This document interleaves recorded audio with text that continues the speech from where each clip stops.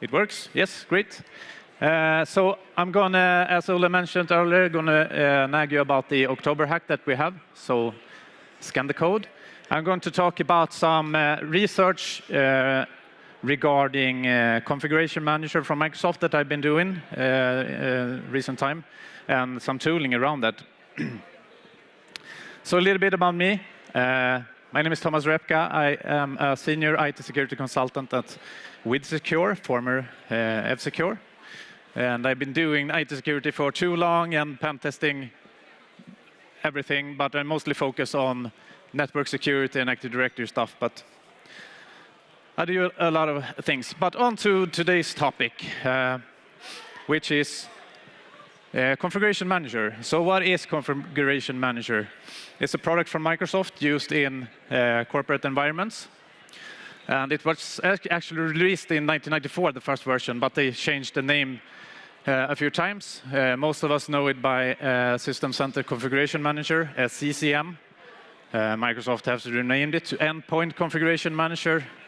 And now most of us say Configuration Manager only. And the main features are operating system deployment. So in a corporate network, if you network boot your client, it will start up an operating installation and perform tasks to join it to the domain and stuff like that.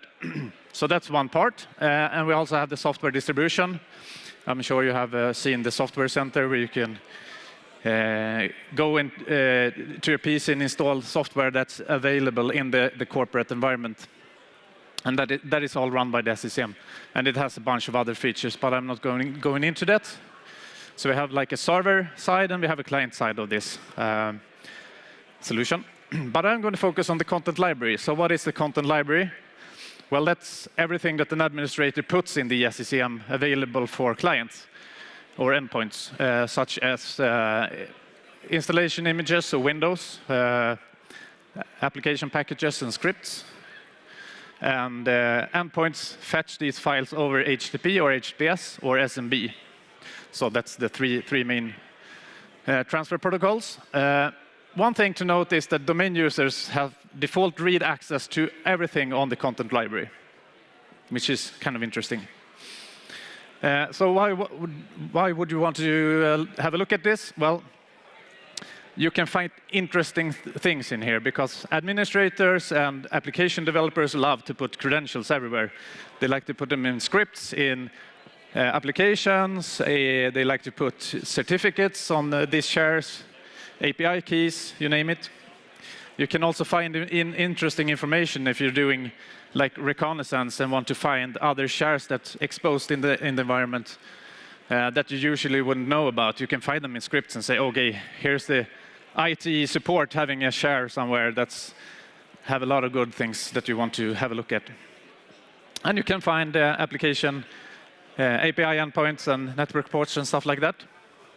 But you can also go the extra mile and download the applications and reverse engineer them and look at them. What do these applications contain? Maybe you have hard-coded credentials. Maybe you can find stuff like .NET remoting services, which are easy to exploit over the network, stuff like that.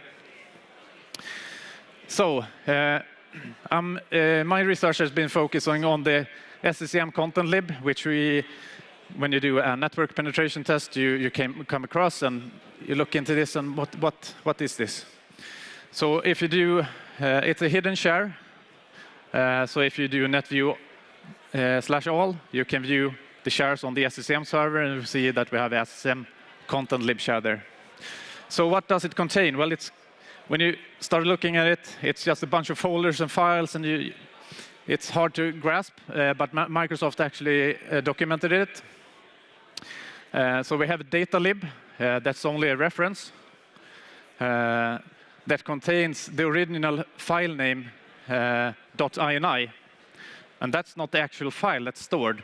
It's just a reference, and that .ini file is a text file that contains a hash of the original file. The original file is stored in the file lib with the name of the hash. So it's a SHA-256 hash.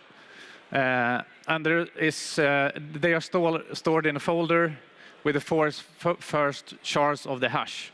So you will go into the file lib, you will see a lot of folders with just 4 characters, and under them you will find the files, the actual files that are stored. So when you're doing a pen test or a red team, it can be hard and complex to extract useful information from this.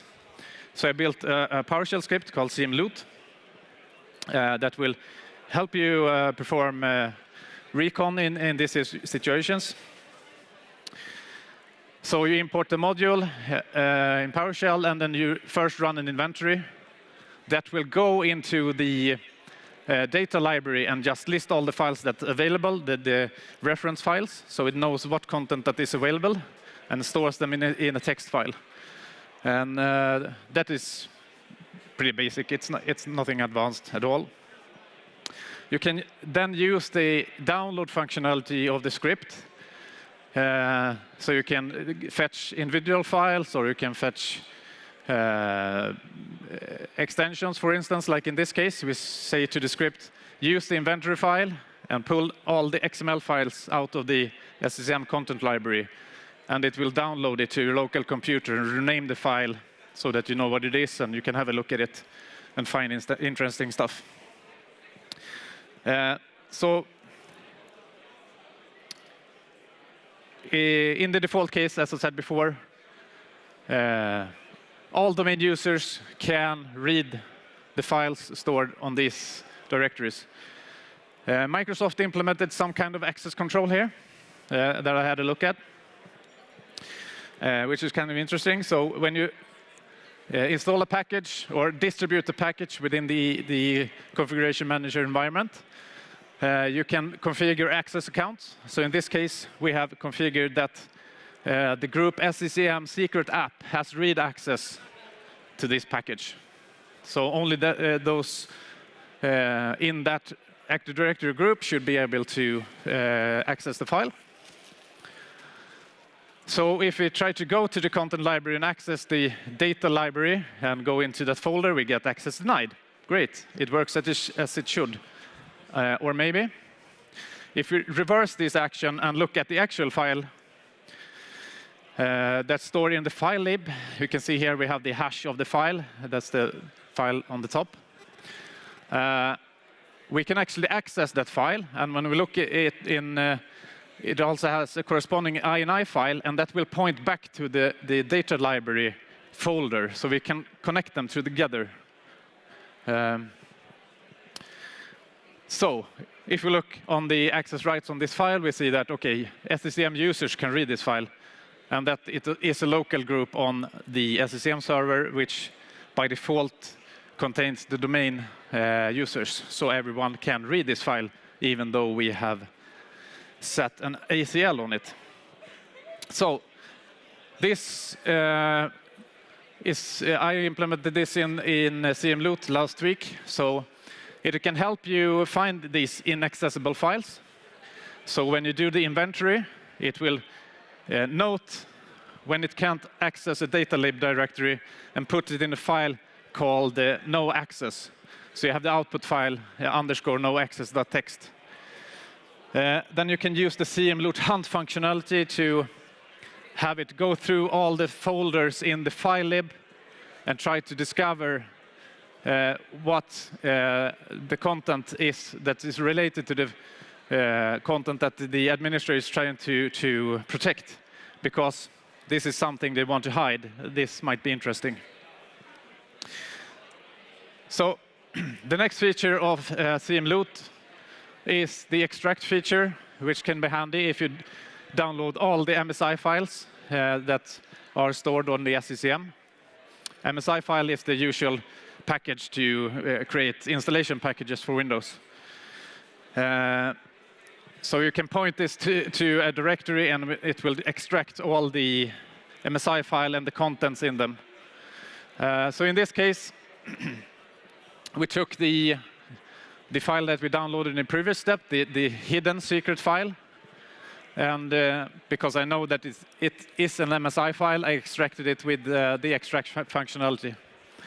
And as we can see that we have access to the secret app.exe here. and we have an application configuration for that application.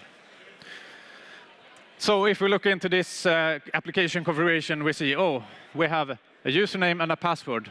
Domain administrator, it's, yeah, it can happen. I had success with this method, extracting MSI files just the last weeks, finding credentials, not giving domain administrator, but server administrative rights for the specific solution. So this is actually out there in the wild, so you should look for it.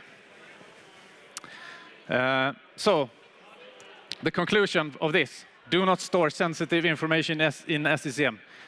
Go through your stuff, pull out the things that shouldn't be there. Use this tool if you want to. So yeah, I have some minutes left, so I can talk about some other tools that I have.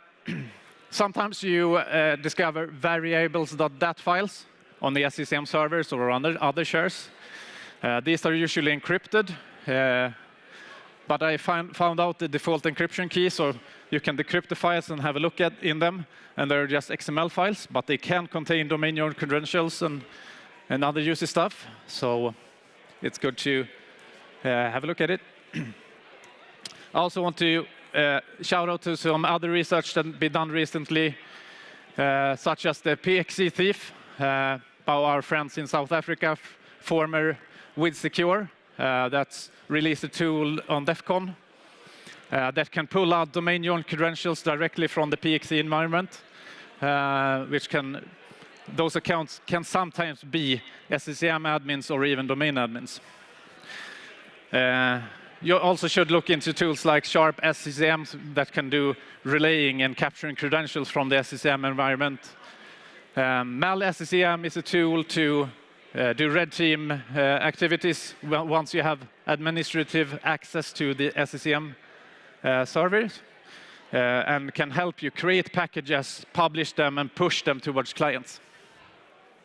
So that was all for me. Thank you.